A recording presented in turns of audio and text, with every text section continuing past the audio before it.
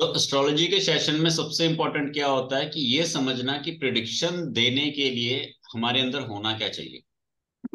तो प्रिडिक्शन और एस्ट्रोलॉजी की जो नॉलेज है वो ग्रैब करने के लिए सबसे इंपॉर्टेंट हमारे अंदर क्या होना चाहिए कि आपके अंदर एक विश्वास होना चाहिए कि मैं जो कह रहा हूं बोल रहा हूं वो सही है। आप खुद अंदर से डावाडोल नहीं होने चाहिए, पहली चीज। दूसरी चीज, ये विश्वास आपके अंदर तब आएगा जब आप बहुत सारी गलतियां करते हो या बहुत सारी चीजें सही करते हो। आपने 10 लोगों को कंसल्ट किया, 10 में से 5 या 8 लोग कहते हैं पॉजिटिव जी आप सही बता रहे हो, तो आपको विश्वास बढ़ता है। आपने 10 लोगों को कंसल्ट किया, 10 में से 8 लोगों ने अगर गलत बोला है तो आपने नोट डाउन कर लिया इन 8 लोगों ने गलत क्यों बोला। फिर 9वां आदमी गलत नहीं होएगा, वो सही हो जाएगा। फिर आपको समझ आ जाएगी इन बातों पे ये चीजें गलत हैं, अब मैंने सही चीजें समझ ली। अगर एक सड़क के आगे 5 रास्ते हैं और आप पांचों पे चल दिए एक एक करके, तो आपको पता लग जाएगा इन पांचों में से कौन सा एक या दो सही है और कौन से बाकी के रास्ते गलत हैं। जिससे क्या, जब सेकंड टाइम चलोगे तो आपको दिक्कत नहीं होगी या आप किसी दूसरे का समय बर्बाद होने से बचा लोगे। तो एस्ट्रोलॉजी या प्रिडिक्शन जो टोटल है वो जस्ट एक एक्सपीरियंस है। ठीक है, एक्सपीरियंस है। और आपका जो डेडिकेशन है काम करने के पीछे वो। और इसमें सबसे इंपॉर्टेंट चीज ये होती है कि जब तक आप एक्सेप्ट नहीं करते कि आप गलत करने करोगे, तब तक आप सही की तलाश नहीं कर पाओ। कभी भी एस्ट्रोलॉजी या प्रिडिक्शन फील्ड में ये मत सोच के आओ कि हम आज आ गए हैं और हमने ये 2-4 किताबें पढ़ी हैं, 2-4 लेक्चर अटेंड किए हैं और अब हम किसी का भविष्य बताना शुरू कर देंगे। भविष्य बताना आप बिना उन बुक्स को, बिना उन लेक्चर्स को अटेंड किए बिना भी बता सकते हो। बिना भी बता सकते हो। इवन कि आप मानोगे मैंने एस्ट्रोलॉजी बाद में ज्वाइन की थी, उससे पहले मैं इन चीजों में इन्वॉल्व था तो मैं बातें कर दिया करता था, लेकिन मेरे को उन बातों का नहीं पता लगता था कि ये बातों का सिर पैर कहाँ से है। फिर उसके बाद मैंने एस्ट्रोलॉजी को अच्छे से समझा, फिर मैंने उसके साथ में रिलेट करके समझाना शुरू किया कि पेड़ की जड़ कैसे है और उसका फल कैसे लगा। नहीं तो हम सिर्फ फल की तरफ देखते हैं, पेड़ और जड़ की तरफ बिल्कुल नहीं देखते। ठीक है। अब नेक्स्ट यहाँ पर एस्ट्रोलॉजी में मोस्ट इंपॉर्टेंट चीज क्या होती है कि अब यहाँ पर शशिकला जी, एक आप है एस्ट्रोलॉजी फील्ड में, और कौन है? और कौन कौन व्यक्ति है एस्ट्रोलॉजी फील्ड में या एस्ट्रोलॉजी जो सीखा हुआ है थोड़ा बहुत? नहीं सर। ठीक है, और कोई जो सीखना चाहता है, जिसका इंटरेस्ट हो कि हाँ हमको भी थोड़ा एस्ट्रोलॉजी सीखने में इंटरेस्ट है, तो फिर मैं सिखाता भी हूँ, ऐसी बात नहीं है। ठीक है ना, क्योंकि क्या है कि थोड़ा सा क्लियर होना चाहिए। ठीक है, क्योंकि आने वाले अपकमिंग सेशंस में, अपकमिंग टाइम में मैं सिखाऊंगा, अभी तो इवनिंग टाइम में सिखाऊंगा। तो एस्ट्रोलॉजी में क्या होता है, मोस्टली 3 चीजें होती हैं। मोस्टली 3 चीजें होती हैं, 3 तरह के व्यक्ति आपके पास आते हैं। पहला व्यक्ति वो आता है जो आपके पास एक करंट की समस्या लेकर आता है कि जी इस हफ्ते की ये समस्या है मेरी, या इस महीने की ये समस्या है मेरी। करंट की, करंट हफ्ते वाली समस्या लेकर आता है। हफ्ते वाली समझते हो ना, आप सब भी समझ रहे होंगे कि यार ये 2-3 दिन से ये चीज परेशान कर रही है या हफ्ते भर से परेशान कर। ठीक है। तो जब भी हफ्ते की समस्या कोई आती है तो उसमें हमेशा गोचर को प्रेफरेंस देते हैं कि करंट की चीज के लिए करंट के समय को पकड़ो और सारी चीजों पे दिमाग खर्चा नहीं करना चाहिए। जैसे आपका घर है, वैसे किसी की कुंडली होती है। अब आपने अगर पानी पीना है तो पानी पीने के लिए हम पौड़ियां थोड़ा ना चढ़ेंगे, या पानी पीने के लिए हम छत पे थोड़ा ना जाएंगे, या पानी पीने के लिए हम बाथरूम में या किसी बेडरूम में थोड़ा ना घुसेंगे, सिर्फ किचन में जाएंगे। या अगर पानी की टूटी अगर बाहर लगी है तो वहां से, मतलब जहां पर भी पानी का ऑप्शन है सिर्फ वहां पर जाएंगे। तो गोचर में अगर हफ्ते का कोई सीन है तो सिर्फ गोचर को ही फोकस करना है, बाकी कोई कुंडली को देखने की कोई जरूरत ही नहीं है। पहली चीज। सेकंड चीज, जब कोई ऐसा सीन होता है जो सालों में साल का होता है कम से कम, और साल वाला सीन क्या होता है मोस्टली, इसमें भी कई बार ये होता है विदेश यात्रा, शादी, सेहत, जॉब। ठीक है, कुछ ऐसे एक्सवाइजेड चीजें होती हैं जिसमें व्यक्ति को पता होता है 1 साल लग जाएगा या 1 साल से परेशान। ठीक है। उस केस में आपको कुंडली के शनि और गुरु की प्लेसमेंट को ध्यान रखना चाहिए कि कुंडली में शनि और गुरु क्या प्लेस्ड है और गोचर में वो क्या प्लेस्ड है। इन दोनों के अनुसार आपकी प्रिडिक्शन को 70% गाइडेंस मिलेगी कि वो चीज हो पाएगी, नहीं हो पाएगी, या उसका आगे क्या बनेगा। कोई भी चीज जो 1 साल के आसपास की चल रही है। थर्ड चीज क्या होती है कि व्यक्ति बैकेंड से परेशान ही होता है और उसको समझ नहीं आता मैंने करना क्या है क्या नहीं करना। बस वो परेशानी लेके आपके सामने बैठ जाता है और अपने दुख रोने शुरू हो जाता है। इस केस में क्या होता है, महादशा का काम होता है। जो महादशा अंतरदशा प्रत्यंतरदशा आप देखते हो उसका काम होता है। तो उसमें आपको पता लगता है कि इस जो महादशा या अंतरदशा में कितना टाइम पीरियड इसका वीक है। उस वीक टाइम पीरियड तक आपको उसे थोड़ा गाइडेंस देनी पड़ती है कि इस इतने टाइम तक आपको संभलना जरूरी है, उसके बाद का टाइम आपका ठीक चलेगा। और उस वीक टाइम पे ही आपको उसको एज ए रेमेडीज कुछ देनी पड़ती है। अब यहाँ पर एक और चीज जो समझने वाली बहुत इंपॉर्टेंट है कि हम लोग क्या सोचते हैं कि हमने कोई उपाय कर लिया और काम बन गया, दैट्स इट। लेकिन 10 में से 2-4 लोगों का काम बन जाता है, 2-4 लोगों का काम नहीं बनता। उसका रीजन ये है, रीजन ये है कि जिन लोगों का काम बन जाता है उनके अंदर पेशेंस अच्छा होता है, भाव अच्छा होता है। वो भटकते नहीं है, एक आदमी के पास गए फिर दूसरे तीसरे के पास गए, वो उस नॉलेज की उस ज्ञान की वैल्यू करते। और जो लोग भटकते हैं और वैल्यू नहीं करते, पेशेंस नहीं रखते, उनके साथ ये रिजल्ट नहीं मिलता। ठीक है। जैसे कि एग्जांपल के लिए जब हम कहते हैं कि ये टाइम आपका अच्छा नहीं है, मींस कि कोई आदमी बस स्टॉप पे खड़ा है और उसको हमने कह दिया कि जी अगली बस जो है 2 घंटे बाद आएगी, तो 2 घंटे का टाइम सही नहीं है। और हमने उसको रेमेडी के नाम पे एक छाता दे दिया, ये लो छाता पकड़ो। तो जो समझदार व्यक्ति है वो छाता लेके खड़ा हो जाएगा। अब वो धूप से बचेगा, बारिश से बचेगा। ठीक है। लेकिन बेवकूफ आदमी कहेगा मेरे को तो बस चाहिए, छाते का क्या करूं मैं। आगे समझ में, छाते का क्या करूं मैं, मेरे को तो बस चाहिए, मेरे को तो बस से मतलब है। उस बस के लिए वो आगे पीछे भटकना शुरू हो जाएगा, दूसरे बस स्टॉप पे चले जाएगा, फिर वापस आ जाएगा, आगे चले जाएगा, पीछे चले जाएगा। जिसमें उसके पास जो एक रेमेडियल तौर पे दिया गया छाता जो उसकी हेल्थ को भी अच्छा देगा, उसके भूख प्यास पसीने को भी बचाएगा, वो नहीं समझ पाता। ये रीजन होता है कि रेमेडीज वर्क नहीं करती, या व्यक्ति के काम बनते क्यों नहीं, क्योंकि जो एक टाइम बॉन्डिंग दी गई होती है वो नहीं हम समझते। हमें ये लगता है कि बस हमने किसी को कंसल्ट कर लिया, उसको 2 4 500 दिए और हमारा काम तो बन जाना चाहिए। अभी दूसरी चीज कि लोग जो हैं वो आजकल सेल्फिश बहुत ज्यादा हैं।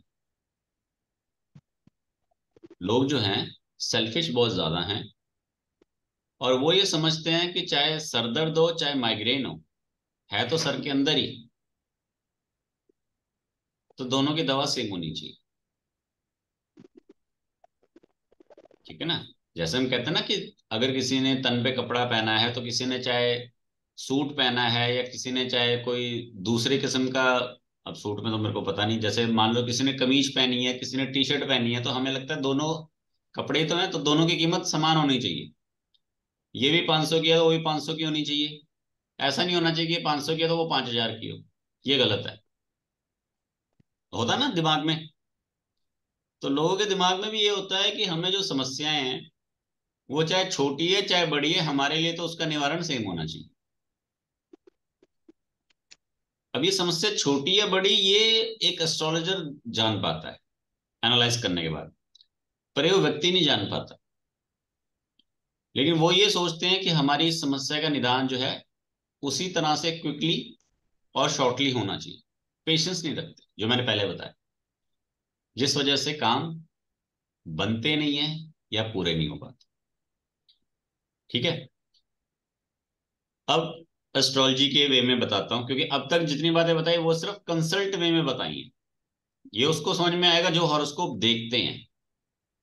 या कोई ना कोई उनके सामने बैठता है। अब थोड़ा वो चीजें बताता हूँ जो मतलब आप सभी के काम है।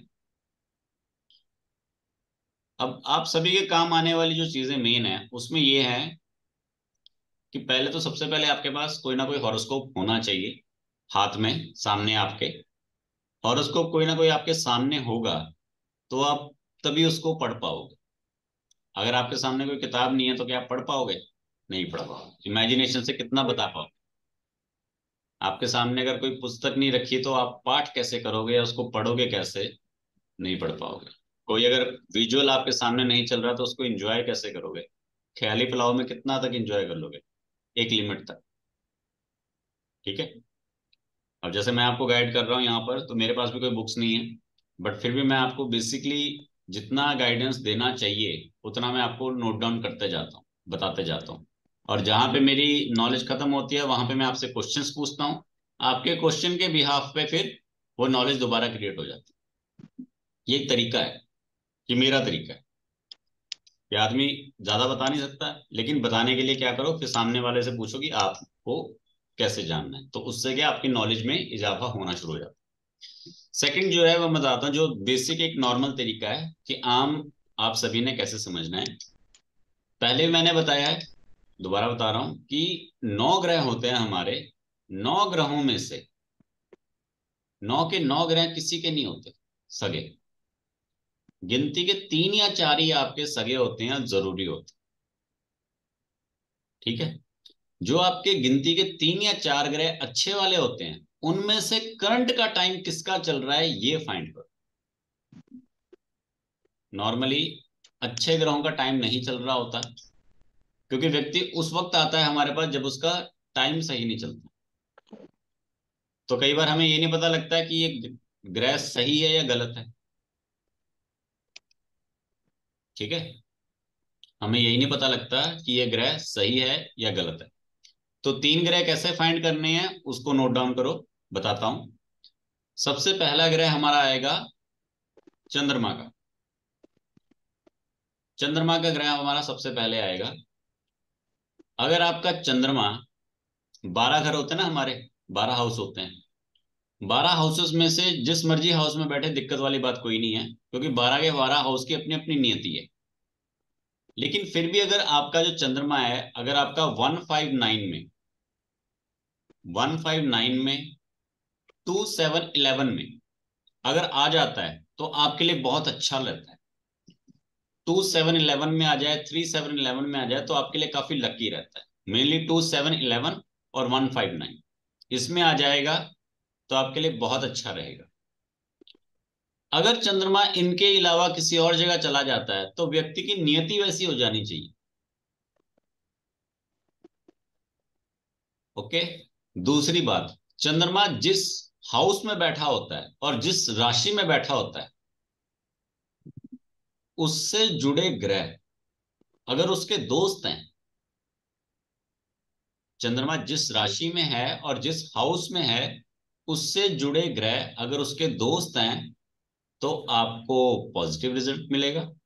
और अगर दोस्त नहीं है तो आपको उस टाइम ड्यूरेशन में नेगेटिव रिजल्ट मिलेगा। ठीक है।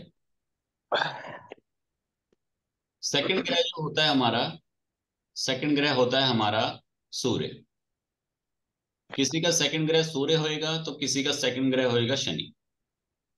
सूर्य और शनि में से कोई एक ग्रह आपका सेकंड ग्रह होगा जो आपको लाइफ में आगे तरक्की देगा। अब जिन लोगों का सूर्य होएगा सेकंड ग्रह, उनको रेपुटेशन, मान सम्मान, इज्जत, सुबह जल्दी उठना और परिवार, ये सब मिलेगा। जिनका सेकंड ग्रह शनि होएगा वो थोड़ा देर से उठेंगे, थोड़ा चार लोगों की बातें भी सुनेंगे, सुबह भी दो बातें सुनेंगे, उठता नहीं है। और परिवार उनका भी होगा, लेकिन जब वो उठेंगे तो परिवार के मेंबर नजर नहीं आएंगे। समझ रहे हो क्या कहना चाह रहा हूँ? अब देर से उठेगा तो बाकी मेंबर इधर उधर हो गए, या उसके परिवार में सारे मेंबर हैं लेकिन नजर नहीं आते, सब अपने अपने काम में मस्त हैं। तो आपके परिवार में सब लोग हैं लेकिन सब अपने अपने काम में मस्त हैं, आप अकेले पड़ गए हो, मतलब शनि। और आपके पास परिवार के सब जन हैं, सब एंजॉय कर रहे हैं, सब मिलके चल रहे हैं, तो मीन्स सूर्य। ठीक है। तो इस केस में जिसका सूर्य है वो जब तक अपने फैमिली मेंबर्स के साथ यूनिटी में है तब तक उसको सब कुछ सही रहेगा। बिजनेस, लाइफ, पैसा, फैमिली, घर का सुख सब सही रहेगा जब तक वो यूनिटी में है। लेकिन जिस दिन आपको इसमें आपको सीधा सीधा पूछ लेना कि हाँ जी ज्वाइंट में है तो कलेश हुआ, अलग हुए, भाइयों में झगड़ा, कुछ भी XYZ, वहां पे समझ लीजिए चीजें गड़बड़ है। और जहां शनि का है वहां देर से उठना, ठीक है, लोगों के साथ बदतमीजी करना या अपने से नीचे वाले लोगों के साथ थोड़ा अलग गलत बिहेव करना,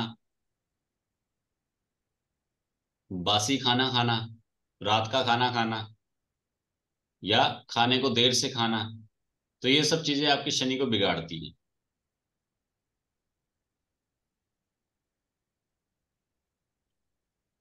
दूसरा ग्रह ये था।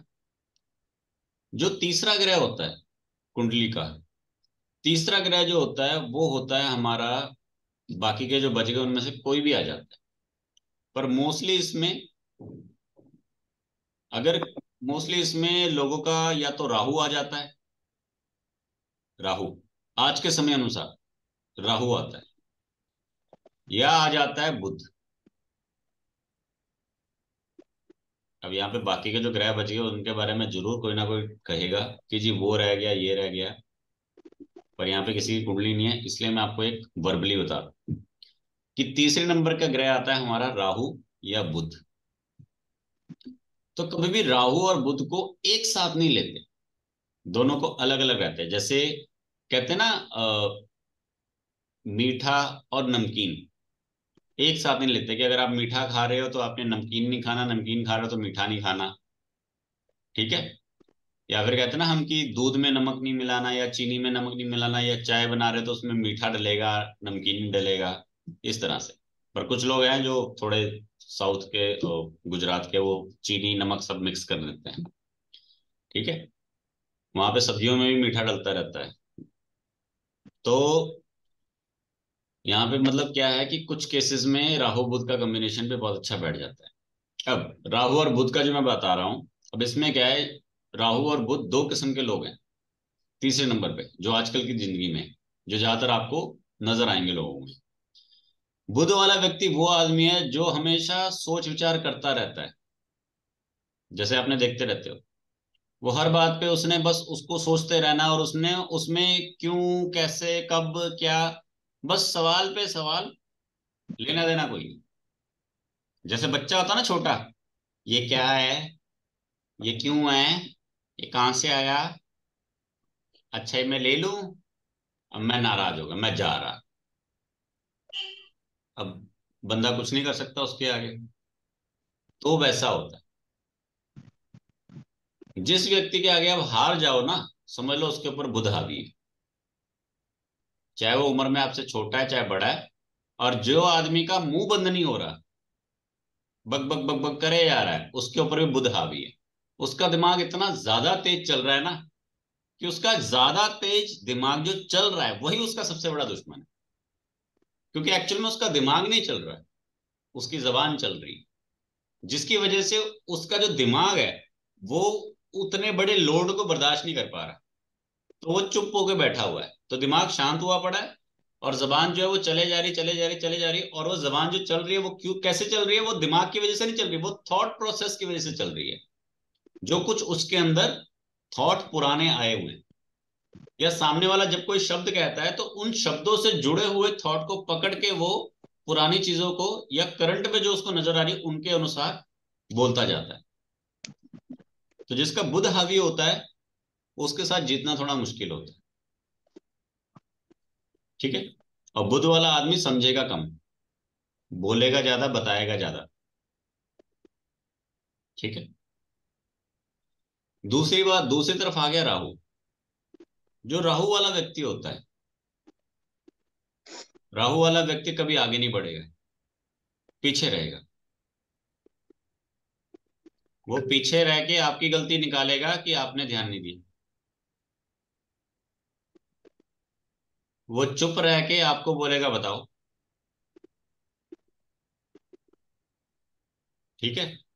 और राहु वाला व्यक्ति मौके की तलाश में रहेगा कि सामने वाला गलती करे। पहली बात आ गई ना कि पीछे रहेगा और फिर आपकी गलती निकालेगा, आपने ध्यान नहीं दिया। अब जैसे बच्चे होते हैं स्कूल में, देखा हमने जो पीछे बैठते हैं बच्चे, हम सब भी शायद आप में से भी जब स्कूल गए होंगे तो पीछे बैठे होंगे या फिर देखा होगा पीछे बैठे। तो जो पीछे बैठते हैं वो बैक बेंचर्स जो होते हैं ना, वो सब राहु होते हैं। पीछे बैठ के वो सब पे निगाह रखते हैं, कौन सी मैडम आई, कौन सी गई, कौन सी लड़की कहाँ बैठी है, कौन सा लड़का कहाँ बैठा है, कौन पढ़ रहा है कौन नहीं पढ़ रहा। और वो खुद मजे में होते हैं। सब पे ध्यान होता है उनका, लेकिन खुद पूरे मजे में होते हैं।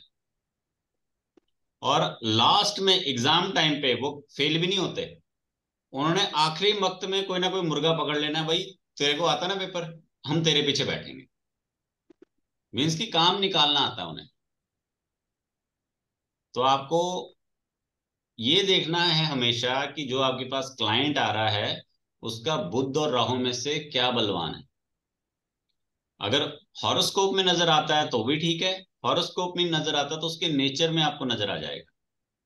ये जो मैंने तीन बातें बोली हैं, इन तीन बातों से आपको एक ओवरऑल ब्यौरा मिल जाएगा कि व्यक्ति की पर्सनैलिटी कैसी की है। जिससे क्या है, आपको 50% काम वहीं पर बन जाएगा, हॉरोस्कोप पढ़ने की जरूरत भी नहीं पड़ेगी। एक्चुअल में क्या है, हम पहले आप सभी को एस्ट्रोलॉजी सिखाते हैं। 1 महीना, 2 महीना, 3 महीना, 6 महीना, 1 साल। जब पूरी एस्ट्रोलॉजी सिखा देते हैं फिर हम कहते हैं अब इसकी जरूरत ही नहीं, बिना एस्ट्रोलॉजी के प्रिडिक्शंस हो सकती हैं। लेकिन लोग कहते हैं जब एस्ट्रोलॉजी की जरूरत ही नहीं है, बिना एस्ट्रोलॉजी के प्रिडिक्शंस हो सकते, तो बिना एस्ट्रोलॉजी वाली प्रिडिक्शन सिखाओ ना। लेकिन उस चीज को सीखने की काबिलियत उस एस्ट्रोलॉजी को पढ़ के आती है। ठीक है। जैसे कि एग्जाम्पल के लिए आप सभी ने अपने बच्चे कल को बिजनेस में डालने हैं, तो स्कूल क्यों भेज रहे हो? उनको शुरुआत से दुकान पर बिठाना शुरू कर दो, ऑफिस में ले जाना शुरू कर दो। पर नहीं, स्कूल भेजेंगे, अच्छा बुरा सीखेंगे, फिर जाके बिजनेस की जानकारी देने का मतलब भी है। तो ये भी वही चीज है। ठीक है। कितने लोगों को समझ में आया? कुछ कुछ। कुछ कुछ। कुछ कुछ ही आएगा, क्योंकि किसी व्यक्ति को समझना एक आसान काम नहीं है। ठीक है। एंड हॉरोस्कोप कितने लोगों ने देखा है? कुंडली, कुंडली देखी है किसी ने? सबने देखी होगी। कि अगर कुंडली नहीं देखी तो फिर कहाँ से पढ़ोगे? तो यहाँ पर पहली चीज जो कुछ कुछ समझ आ रहा है ना, वो इसलिए कुछ कुछ समझ आ रहा है क्योंकि वो चीज जब तक देखोगे नहीं पता कैसे लगेगा।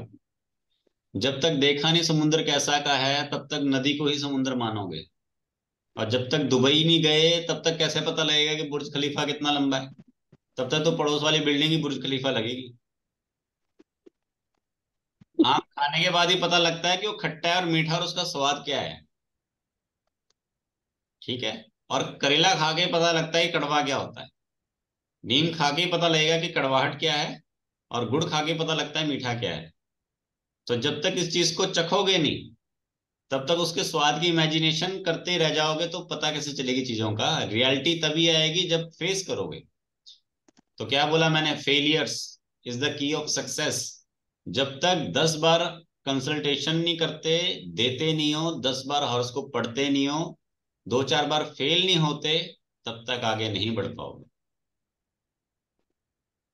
ठीक है। नहीं तो क्या होता है, यहाँ पर ज्यादातर क्लासे हो गई, सर्टिफिकेट मिल गया, बन गए हम एस्ट्रोलॉजर, तमगा मिल गया, हमें ठप्पा लग गया, किसी ने कोई सवाल पूछ लिया तो जय माता दी। और कई बार आप हम सभी के घरों में ट्रॉफीज पड़ी होती हैं, मेडल्स पड़े होते हैं, सर्टिफिकेट्स पड़े होते हैं ना। और जब हम उसी से रिलेटेड कोई सवाल पूछ लें तो फिर हम कहते हैं यार अब याद नहीं आ रहा, बहुत टाइम हो गया। नहीं, कल को आपको डॉक्टर भी ऐसे ही बोल दे यार याद नहीं आ रहा कौन सी दवाई देनी थी, तो कैसा लगेगा? या ऑपरेशन कर रहे हैं, ये वाली काटूं वो वाली काटूं, चल दोनों ही काट देता हूँ। या कोई बिजली वाला है वो भी सोचे यार ये दो तारे हैं, कौन सी लगाऊं, ये लगाऊं वो लगाऊं, चल दोनों ही लगा देता हूँ, फिर पटाखा बोल के। तो वहां पे आप उनको सुनाते हो, आप उनको गैर जिम्मेदार कहते हो, लेकिन आप खुद पे नहीं सोचते कि यार मैंने किसी चीज को किया है, फिर मैं उसके सर्टिफिकेट की डिमांड कर रही हूँ, मेडल ट्रॉफीज ये वो। मुझे भी उसकी नॉलेज होनी चाहिए ना, होनी चाहिए, और फिर बाद में मेरे को भी कहना चाहिए कि हाँ यार मेरे को ये चीज आती है, या मैं बोलूँ कि मैं अभी भी सीख रही हूँ। तो जो सीधी सी बात मैं क्या कहता हूँ, कल के सेशन में मैंने क्या बताया, कोई भी छोटा बड़ा नहीं होता, क्योंकि कोई चीज जो किसी को आती है और आपको नहीं आती तो वो आपसे गुणवान है और वो आपसे विशेष है। और अगर आप उससे कुछ सीखना चाहते हो तो आप उसके सामने हमेशा ऐसे बन के जाओ कि जैसे आपको नहीं आता और आप सीखने आए हो, आप उसे सिखाने नहीं आए। यदि आप किसी जीवन में कभी भी ज्ञान अर्जित करना चाहते हो ना, जैसे बहुत सारे लोग, मेरे पास एक और सवाल भी आया था कि सर हम पढ़ने की कोशिश करते हैं, जैसे बच्चे भी होते हैं पढ़ने की कोशिश करते हैं, और कई बार जैसे आप 30 40 50 की उम्र में पहुंच जाते हो तब भी आप पढ़ने की कोशिश करते हो, वो एबीसीडी नहीं, फिर कुछ और चीजें। तो हम पढ़ने की कोशिश करते हैं, हम पढ़ते भी हैं, लेकिन जब क्लासें खत्म हो जाती तो उस ज्ञान को अर्जित क्यों नहीं कर पाते, वो दिमाग में क्यों नहीं रह पाता, हम सिर्फ नोट्स और किताबों के ऊपर डिपेंडेबल क्यों रह जाते हैं, जैसे आप बताते हो वैसे क्यों नहीं बता पाते। तो उसके दो कारण होते हैं सबसे इम्पोर्टेंट। पहला कारण ये होता है कि वो जो ज्ञान है वो आपके मन से उत्पन्न नहीं होता, अर्जित करने की कला, कि आपका मन उसको एक्सेप्ट नहीं कर पाता कि यार मैंने करना है। जैसे कई बार क्या होता है, आप एडवर्टाइजमेंट देखते हो, या एडवर्टाइजमेंट छोड़ो, ये थोड़ा नहीं समझ में आएगा, amazon की एग्जांपल देता हूँ, ज्यादा समझ में आएगा, या मीशो की एग्जांपल देता हूँ जो ज्यादा चलता है आजकल। amazon पे आपने देख लिया यार ये कुर्ती बहुत अच्छी है, नजर आ रही है, चलो खरीद लेते, होता है। amazon पे आपने देखा ये कुर्ता बहुत अच्छा है, ये कपड़ा बहुत अच्छा है, ये फैशन बहुत अच्छा है, चलो खरीद ले, होता है ना। अब क्या हाँ। आपको उसकी जरूरत थी? नहीं, उसने दिखाकर आपके दिमाग में जरूरत पैदा कर दी, आपने खरीद ली, अब उसकी कदर नहीं होगी क्योंकि आपको तो जरूरत थी नहीं, पहली चीज। दूसरी चीज, जब वो आपके पास आ गई, जब आ गई उसके बाद आप निष्फिक्र हो जाते हो, अब आ गई, अब आप उस पर ध्यान नहीं देते, होता है। और उसके बाद बेड़ा पार, काम ही खत्म हो गया। अब इसी चीज को अपनी एजुकेशन में लगाओ। पहली चीज, आपका निश क्लियर नहीं होता कि मैंने सीखना क्या है और सामने वाला सिखा क्या रहा है। आप देखते हो अच्छा ये कोर्स आया कोई, चलो कुछ नया है, कर लेते हैं, पैसे थोड़े कम लग रहे हैं, कर लेते हैं, या ये कुछ नया लग रहा है पैसे ज्यादा भी हैं, कर लेते हैं, या अच्छा ये वाला आदमी है, ये तो बहुत बढ़िया आदमी है, सुना मैंने इसके बारे में, चलो कर लेते हैं। या तो किसी के नाम के पीछे, या उस प्रोडक्ट के पीछे, या फिर कई बार क्या होता है कि थोड़ी उसमें एडवर्टाइजमेंट में बातें कुछ ऐसी लिखी होती है कि आपका दिमाग कहता है कि हाँ यही चाहिए था, कर लेते हैं। आप कुछ भी एक्सवाइजेड रीजन आपके माइंड में आता है और आप उसको ओके कर देते हो, मीन्स कि आपने सर्च नहीं किया होता उस चीज को, वो चीज आपको सर्च करके पहुंच जाती है आपके पास। समझ रहे हो? जब कोई चीज आपको सर्च करते हुए आपके पास पहुंचती है ना, और आप उसे ओके कर देते हो या बाय कर लेते हो या सीखना शुरू कर देते हो, तो सबसे पहले वहां पर उस चीज की कदर नहीं पड़ती। ठीक है। सेकंड जो दूसरी बात है कि चलो मान लीजिए आपने कदर करनी शुरू भी कर दी, वैल्यू करनी शुरू भी कर दी उसकी, तो दूसरी जो चीज होती है कि उस चीज का रिजल्ट क्यों नहीं मिलता, वो उसका कारण ये होता है कि जो व्यक्ति आपको वो ज्ञान प्रदान कर रहा है, आप उसकी कदर नहीं करते। या आप जब ज्ञान लेने के लिए बैठते हो तो आप ये सोच के बैठते हो कि मेरे को तो ये भाई ये बातें मालूम है, अब ये देखना है कि ये आदमी क्या सिखाए, या ये आदमी ऐसा क्या डिफरेंट बताएगा जो मुझे मालूम नहीं है। जो एक ये छोटा सा एटीट्यूड हमारे अंदर होता है ना, ये कई बार हमें बहुत भारी पड़ जाता है। एग्जाम्पल के लिए, एक बार एक तबला वादक थे, तबला बजाने वाले। उसके पास एक आदमी आया, कहता जी मेरे को 3 साल हो गए तबला तबला बजाते हुए, मैं बहुत अच्छा बजाता हूँ, लेकिन मैंने आपका बहुत बड़ा नाम सुना, मैं आपके पास आके सीखना चाहता हूँ कुछ देर के लिए। कहता कितनी देर के लिए? कहता आता तो मेरे को सब है, आप मेरे को 15 दिन या 1 महीना और सिखा देना, मतलब साथ में बिठा देना। तो उन्होंने उससे फीस मांगी 15,000, 50,000। मतलब 15 दिन तुमने मेरे साथ तबला बजाना है तो उसके 50,000, कि तुमको पता लग जाएगा क्या है क्या नहीं है। फिर एक और लेडी उसके पास गई, कहती जी मेरे बच्चे को भी तबला बजाने का बड़ा शौक है, तो आप उसको सिखा देंगे? कहता ठीक है सिखा देंगे। कहती क्या फीस लोगे? कहता 5,000। एक बच्चे से फीस की डिमांड की गई 5,000, और एक व्यक्ति से फीस की डिमांड की गई 50,000। सोचो क्यों ऐसा? क्योंकि वो बच्चा जो है, वो उस व्यक्ति को सिखाएगा नहीं कि मेरे को क्या क्या आता है, और वो चुपचाप सीखेगा जो सामने वाला सिखाना चाहता है। लेकिन जो दूसरा व्यक्ति है, जो पहले ही अपने एटीट्यूड से चल रहा है कि मेरे को ये सब चीजें पहले से आती हैं, मैं जस्ट वो चीजें सीखने आया हूं जो मेरे को नहीं आती है आपसे सीखनी, मतलब चेक करने आया उसको पूरा प्रॉपर। और यहाँ पर मोस्टली लोग, जो मैं नोटिस करता हूँ, वो यही इसीलिए आते हैं कि जी हमने इतना तो सीख लिया, इतना रह गया वो सिखा दो। तो जिंदगी में हमेशा बेसिक या तो आपको हर कोई सिखा देगा, या आप खुद से भी सीख लोगे। लेकिन जो बेसिक के बाद की चीजें होती है ना, वो पकड़नी बहुत मुश्किल होती है, और वो कोई कोई सिखा पाता है।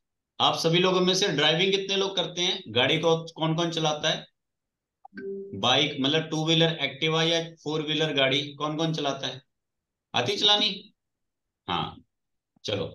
तो गाड़ी चलाते हो मैडम, तो 40 या 60 की स्पीड कितने में आ जाती है? जल्दी आ जाती है? 40 या 60 पे सुई कितनी देर में आ जाती है? जल्दी आए। जल्दी आ जाती ना। तो ये वो ज्ञान है जो आप लोगों को आ जाता है। किसी के पास चले जाओ, ये 40 या 60 तक की जो स्पीड का ज्ञान है ना, ये आपको किसी से भी आ जाएगा, इवन कि खुद से भी पंगा लोगे तो भी शायद एक दिन जल्दी आ जाएगा। लेकिन 40 से 60 आपको आ गया, या 40 तक आ गया, 80 तक सुई कितनी देर में आती है? टाइम लगता है ना, और फिर कांपते भी है अंदर से। और 80 से अगर ऊपर लेके जाने तो वो कितने में आएगी? फिर और डर लगता है, उतने में ब्रेक आ जाती है या मोड़ आ जाता है। और 100 के ऊपर भी लेके जानी है तो नहीं होता। तो व्यक्ति ये सोचता है कि मैंने जब गाड़ी स्टार्ट करके 2 मिनट में 40 तक पहुंच गया, मैं तो अगले 5 मिनट में मैं 80 पे पहुंच जाऊं। ये सोच होती है हमारी, जिस वजह से हम आगे नहीं बढ़ पाते। आ रही समझ में? क्योंकि सीधा सीधा पहाड़ है ना दिमाग में कि यार 40 का डबल 80 होता है, तो 2 मिनट में 40, तो अगले 2 मिनट में 80 होना चाहिए, मतलब टोटल 5 मिनट में तो 80 की स्पीड पकड़नी चाहिए मेरे को। होता ना? तो ये जो एक माइंड में हल्का सा हमारा ये डाउट होता है ना, दिमाग में ये कैलकुलेशन होती है, ये हमें आगे नहीं बढ़ने देती। शुरुआत में आप 40 की स्पीड तक आराम से जाते हो। शुरुआत में बेसिक ज्ञान आप सभी आराम से सीखते हो। उसके जो बाद का ज्ञान है, वो आपको धीरे धीरे एक एक परसेंट के हिसाब से आगे मिलता है। लेकिन वो डिपेंड करता है कि आपका एक्सेलेरेटर कब तक चल रहा है, और आप ज्ञान कब तक अर्जित कर रहे हो। जहां आपने ब्रेक मारा, डेड एंड किया, गाड़ी रोक दी, वहां पे वो ज्ञान फिर नीचे, मीन्स जहां प्रैक्टिस छोड़ी, जहां उस व्यक्ति का हाथ छोड़ा, वहां आपका ज्ञान दोबारा नीचे आ जाता है। जैसे यहाँ पर आप पिछले 10 दिनों से सुबह उठ रहे हो, 1 महीने बाद ये क्लासें बंद हो जाएंगी, आप में से आधे लोग फिर सो जाएंगे। या अगर आधे लोग मान लो सोए ना, तो कहीं ना कहीं आप उस चीज को मिस करोगे जो पहले आपके जीवन में होती थी। अब आपको यार अब कोई ज्ञान नहीं दे रहा, या चलो उठ भी गए तो फिर आप वो चीजें नहीं करोगे जो किया करते थे, या अब आपको सही और गलत बताने वाला कोई नहीं। या पूछने वाला कोई नहीं। जैसे पहले के टाइम पे जो बड़े बुजुर्ग होते थे ना, वो पूछते थे हमसे कहाँ जा रहा है, कहाँ से आ रहा है, क्या लेके जा रहा है, क्या लेके आ रहा है। हमें बहुत बुरा लगता था, बट वो जरूरी था। हमें हमारे घर के बाहर एक चौकीदार चाहिए जिसको हम सैलरी पे करें, वो हमें अच्छा लगता है। लेकिन वो फ्री के दादाजी हमारे चौकीदार बन के बैठे रहते थे, वो हमें बहुत बुरे लगते हैं। समझ रहे हो? कुछ लोग समझेंगे तो कुछ लोगों को पता ही नहीं लगेगा, अगर उनके दादाजी नहीं होंगे या चौकीदार नहीं होगा तो। क्यों? क्योंकि वो चौकीदार आपकी छोड़ के बाकी सबकी तलाशी लेगा और आपको छोड़ के बाकी सबको पूछेगा, इसलिए आपको अच्छा लगता है। और वो दादाजी आपसे कोई पैसा नहीं लेते और पूरे घर के होते हैं हर किसी को। उस दादा की वजह से वो घर चल रहा है, और बाकी लोग सोचते हैं इस चौकीदार की वजह से हमारा घर चल रहा है या सेफ है। ठीक है। तो अगेन एस्ट्रोलॉजी के टॉपिक पे दोबारा वापस आते हैं कि एस्ट्रोलॉजी के टॉपिक पे कभी भी परेशान नहीं होना। पूरा जो आपके सामने कुंडली रखी होती है उसकी एक एक चीज को पहले आप डिटेलिंग में जाओ, एक एक पॉइंट को अलग अलग करना शुरू करो। अलग अलग कैसे करना है उसको दोबारा से नोट करो, समझाता हूँ कि अलग अलग कैसे करना है। सबसे पहले क्या होता है, जब तक आप चीजों को अलग अलग करना नहीं ना सीखते, तब तक आप एस्ट्रोलॉजी नहीं सीख पाते। अब आप यहाँ पे लेडीज बैठे हो तो मैं आपको लेडीज वाली भाषा में समझाता हूँ कि एस्ट्रोलॉजी का चार्ट पढ़ना बिल्कुल सब्जी बनाने जैसा है। सब्जी बनाई है ना घर में? सब्जी बनानी मुश्किल नहीं लगेगी कभी, लेकिन बच्चों को सिखाओगे तो मुश्किल लगेगी क्योंकि उनको आती नहीं। अब जब सब्जी बनाते हैं तो क्या करते हैं, आलू छिलके अलग, गोभी छिलके अलग, प्याज छिलके अलग, लहसुन प्याज जो कुछ है सबको अलग अलग कर देते हैं। फिर कढ़ाई अलग, तेल अलग, सब कुछ अलग अलग रखते हो ना, तब बनती है ना। तो एस्ट्रोलॉजी में भी क्या करना है, उसमें जितनी चीजें हैं सबको अलग अलग अलग अलग कर दो। हाउस अलग, 12 हाउसेस अलग, 12 राशियां अलग, 9 ग्रह अलग, 27 नक्षत्र अलग, दशा कौन सी चल रही है अलग, वीक प्लैनेट कौन सा है अलग, स्ट्रॉन्ग प्लैनेट कौन सा है अलग, 6 8 12 में कौन से प्लैनेट हैं अलग, 1 5 9 में कौन से प्लैनेट हैं अलग, युति किस किस प्लैनेट की है उसको अलग लिख लो। इन सबको अलग अलग कर दो। फिर जब किसी ने आपसे सवाल पूछा, फिर उस सवाल से जुड़ी चीजें ही उठानी है। समझ में आ गई? सवाल से जुड़ी चीजें ही उठानी है। कि अगर मान लीजिए किसी ने सवाल पूछ लिया कि जी मेरे सेहत ठीक नहीं रहती, तो सेहत का भाव लगन होता है, तो लगन को उठाना है 12 भावों में से। ये नहीं कि बाकी सारी खिचड़ी उठा ली, नहीं, सिर्फ लगन उठाना और लगन से जुड़ी चीजों को ऐड करना है। फिर प्रिडिक्शन लेके चलो। या उसके साथ में पहले घर से जुड़े हुए जो ग्रह हैं जो मैंने लाल किताब में समझाए हैं, क्योंकि देखो भाव होता है वैदिक का। लाल किताब में आपको पहले भाव के ग्रह भी मिल जाएंगे, फिर लाल किताब के अनुसार पहले भाव के ग्रह उठा लो। वो चीजों को जोड़ते जाओगे, आपकी प्रिडिक्शन बड़ी आसानी से बन जाएगी। तो क्या, जब सिलेक्टेड चीजें उठाओगे तो सब्जी बनानी कितनी आसान है। जिन्होंने किचन में काम किया है, आपको ढेर सारी सब्जियां सारी काट के दे रखी हैं। आपको पता है कि यार मैंने कौन सी बनानी, तो वो उठाई और अपना मिक्स किया, लो जी वेजिटेबल रेडी। और सारी चीजें आपने अलग अलग कर ली, जिस पर्टिकुलर पॉइंट का क्वेश्चन है सिर्फ वो टॉपिक उठाया, सबको मिक्स किया, प्रिडिक्शन तैयार, और आगे सामने वाले को बता दिया। लेकिन मेन ही हमारी प्रिडिक्शन आती क्यों नहीं है कि हमें ये नहीं पता होता कि हमने ध्यान कहाँ देना है। यही दिक्कत होती है ना मैम। तो शशिकला मैम यही बता रहा हूं कि पहले उसको सबको अलग अलग करो। ऐसा किचन जो पूरा उथल पुथल है, पता ही नहीं कौन सी चीज कहाँ है, तो क्या कुछ कर पाओगे वहां? तो कुंडली भी पूरी उथल पुथल हो रखी होती है, इसीलिए तो कंफ्यूज हो जाते हो क्या करूं।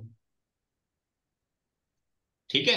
तो ये एक छोटी सी बात मैंने बताई थी, इसको अगर समझ लिया तो चाहे आपने 2 महीने लगाए, 6 महीने लगाए, चाहे साल लगाया, वो सारी की सारी मेहनत आपकी साकार हो जाएगी। और अगर इतनी सी छोटी चीज नहीं समझ पाओगे तो जितना मर्जी समय लगाओ, कुंडली रीड नहीं कर पाओगे। कहते हैं ना, खाना बनाने के लिए आप सीधा खाना बनाने पे चल गए, पहले जब तक किचन को सेट नहीं करते तब तक खाना बनाने का मतलब नहीं है।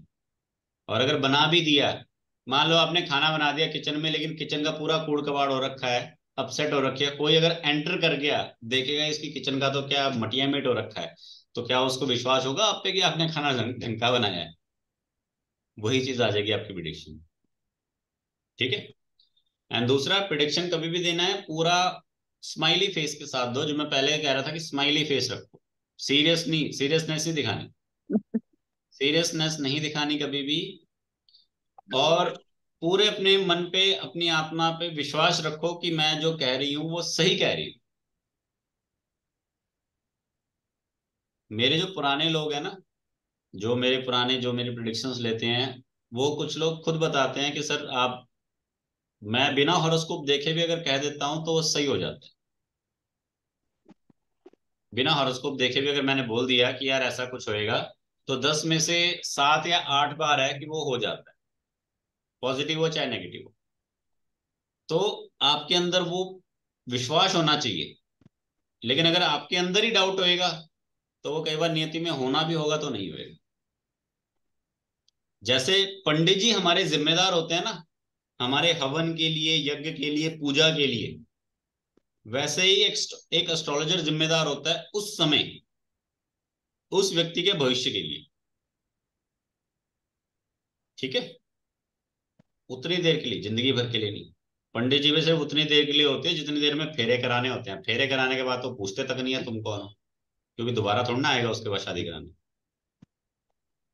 ठीक है। तो ये चीजें दिमाग में हमेशा रखो कि कुछ समय के लिए जो आपको एक पावर मिली होती है ना, उसका पूरा अच्छे से इस्तेमाल करो, और पूरा फुल कॉन्फिडेंस के साथ। और शुरुआत में आप ऐसे करो, आपको मैं कॉन्फिडेंस के लिए बताता हूँ, आप ऐसे करो, आप 10 लोगों की कुंडलियां रीड करो बिना किसी 1 रुपए के। आप उनको बोलो 1 रुपए, चलो 1 रुपए में लिख करो। आप उन्हें बोलो कि 10 रुपए में रीडिंग कराओ, 100 रुपए में रीडिंग कराओ, मतलब फ्री में रीडिंग कराओ, या फिर जो आपकी इच्छा है वो दे जाओ और रीडिंग करवाओ। 10 लोगों की रीडिंग करो, 10 लोगों की रीडिंग करके 10 लोगों से पूछो क्या रीडिंग कैसी लगी। वो 10 लोग जो आपको बोलेंगे, अच्छा बोले बुरा बोले, उसके बिहाफ पे आपको पता लग जाएगा आप कहां पर स्टैंड कर रहे हैं। उसके बाद आपका सीखा हुआ जो भी है वो वैल्यू देगा। वो पतीला वहां रखा है, मेरे को गैस पे स्लो डालना। ठीक है। चलो। तो